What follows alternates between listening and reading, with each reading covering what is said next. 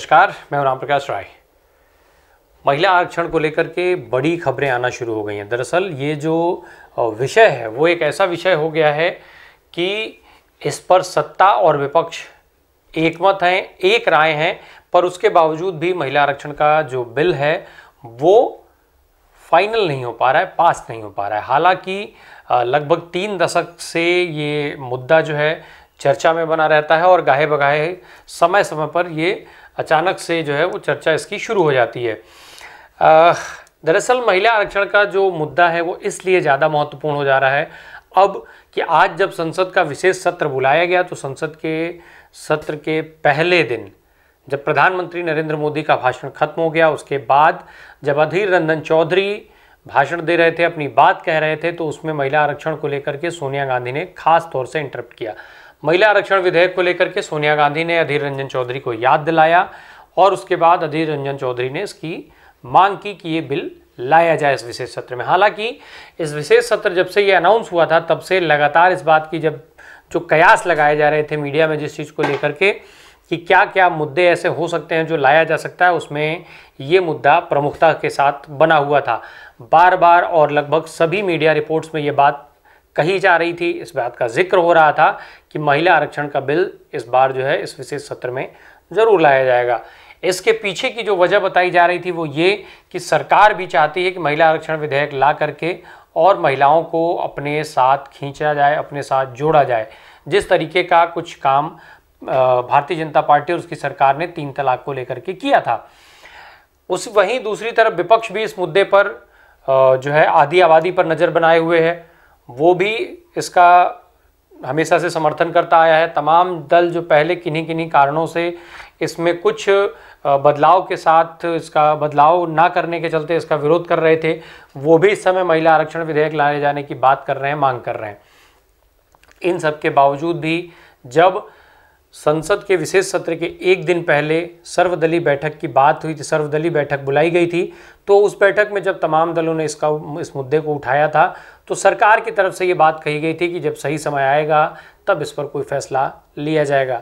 यानी अभी सही समय नहीं आया। लेकिन जनसत्ता की एक रिपोर्ट कहती है कि सूत्रों के हवाले से उसने एक रिपोर्ट लिखा है कि अब शायद स्थितियाँ ऐसी बन गई हैं कि महिला आरक्षण विधेयक लाना पड़ जाएगा सरकार को, क्योंकि अब ये बिल इतना चर्चा में आ चुका है कि अगर इसे सरकार नहीं लाती है तो शायद सरकार की कमजोरी मानी जाएगी। वहीं दूसरी तरफ चर्चा ये भी हो गई है कि महिला आरक्षण विधेयक को लेकर के विपक्ष जो है वो ज़्यादा हावी हो गया है और विपक्ष की बात ज़्यादा लोगों तक पहुँच गई है। इस नाते शायद सरकार का डर भी सामने आने लगा है और इसके चलते महिला आरक्षण विधेयक लाए जाने की जो संभावना है वो ज़्यादा बढ़ती हुई देखी जा रही है। दरअसल ये जो महिला आरक्षण विधेयक जिसकी हम बात कर रहे हैं ये है क्या? 3 दशक से ये विषय चर्चा में इसलिए बना हुआ है कि इस विधेयक में लोकसभा और तमाम राज्यों की जो विधानसभा की सीटें हैं उसमें 1/3 सीटें महिलाओं के लिए आरक्षित करने की बात है। 33% आरक्षण के साथ ये बिल जो है अंतिम बार 2010 में आया था, जब राज्यसभा में इसे पास भी कर दिया गया था, पर लोकसभा में ये पारित नहीं हो पाया था, जिसके चलते रद्द हो गया था। उस समय यूपीए की सरकार थी केंद्र में। 2008 का ये जो है वो विधेयक था जिसको 2010 में अंतिम बार इस पर काम हुआ, अंतिम बार ये 2010 में लाया गया था। तब से ये मुद्दा ये बिल केवल चर्चा का विषय बन करके रह गया है। हालांकि इसके पहले भी इस बिल को लाने का काम किया गया, 1996 में लाया गया, 1998 में लाया गया, 99 में लाया गया, पर कभी भी ये बिल पास नहीं हो पाता है। अब इस जो ये बिल पास ना होने का नतीजा है उसका असर दिखाई देता है। किस तरीके से लोकसभा की जो आज की स्थिति है उसमें 15% से कम है महिला सांसदों की संख्या। लगभग 78 महिला सांसद हैं इस समय लोकसभा में, जो करीब 14% बैठता है।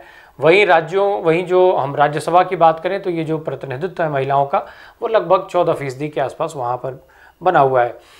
राज्यों में अगर बात करें तो तमाम ऐसे राज्य हैं जिसमें इन जो महिलाओं की संख्या है, महिला विधायकों की संख्या है, वो पूरे सदन के 10% से भी कम है। और उसमें कई सारे राज्य आते हैं, 10-12 राज्य ऐसे हैं जहाँ पर ये संख्या काफ़ी प्रभावी देखी जाती है कि ये संख्या बेहद कम है। छत्तीसगढ़ में शायद महिला सांसदों की संख्या मेरे हिसाब से सबसे ज़्यादा है।